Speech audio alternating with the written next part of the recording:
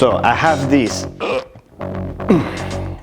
that I've already glued together because the ones are gonna be way thicker, so I need more thickness into it. So I decided to make it double to make sure that I'm accommodating for the thickness of the ones.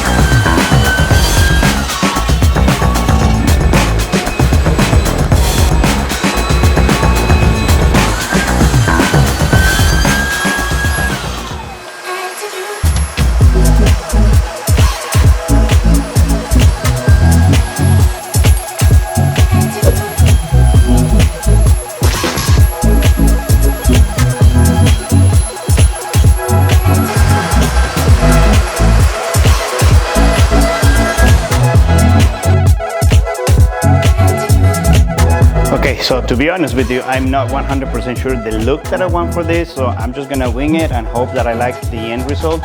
I'm gonna use this cove bit to run it right here, what would be the front of the frame, so that it, like once it closes, it looks all round kind of ish, kind of like an inverted round over kind of thing.